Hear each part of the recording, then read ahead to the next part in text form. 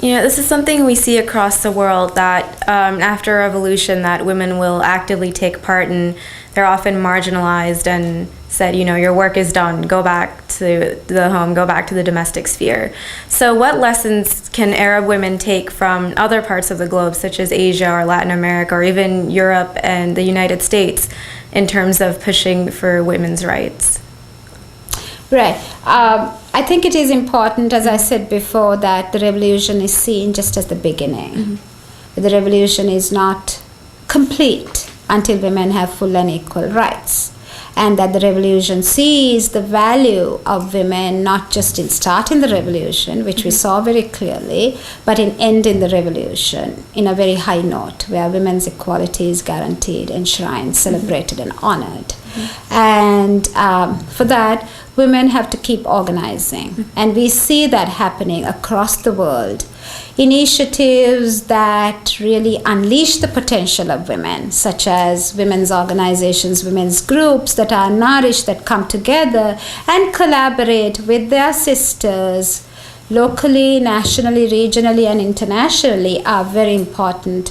As I said, I just had an email from our partner, Wafa in Libya, who has been just appointed as the chairwoman of the Women in Decision Making Council, and she wanted me to share with her names of peers from the Arab world who are working on these issues, on issues of women, peace, and security in Iran, in Tunisia, in Egypt, in Saudi Arabia.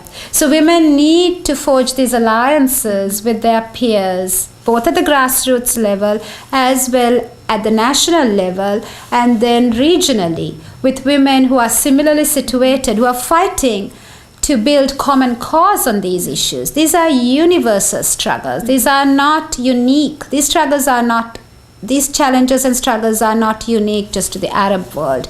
These are struggles that women all over the world face and trying to combat in order to transform their spaces. So forging these alliances nationally and regionally and internationally will be enormously important.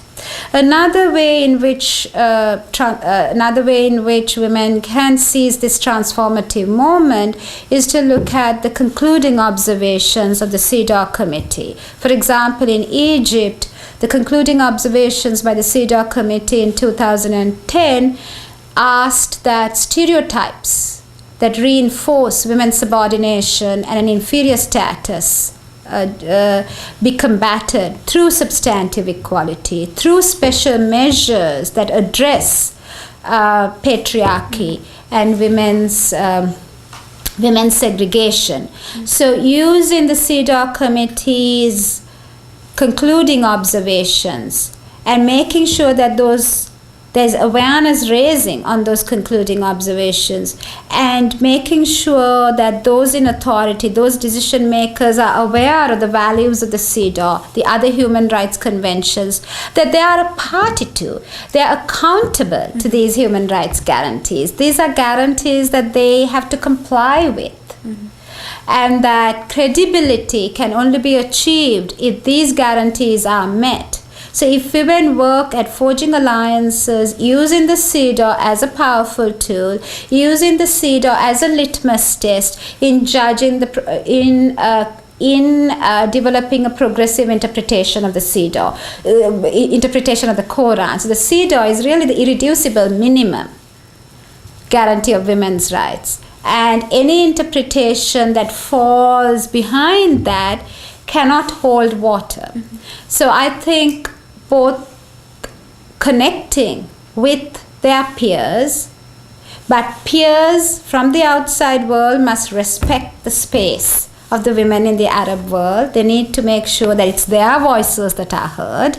It is not the voices from the women from the outside, but that they can only help facilitate their advancement. And working with the S.J.D will be enormously important. And as part of that initiative, I think the Women in Public Service project that Wellesley College is so proud to be part of and is really spearheading the very first seminal, inaugural institute is very important, because it will bring together women in the Arab world to to create a platform for the advancement of women. It creates a space, a transformative space that will help to cross-pollinate and cross-fertilize different ideas and to interact with their peers in other parts of the world, that are going through similar transitions and transformations, and to look at what are the commonalities in our struggles to overcome the impediments to women's equality. Thank you so much. Thanks for making us aware of these very important issues, and thanks for your important work in supporting the women's movement in the Arab world. Really appreciate it.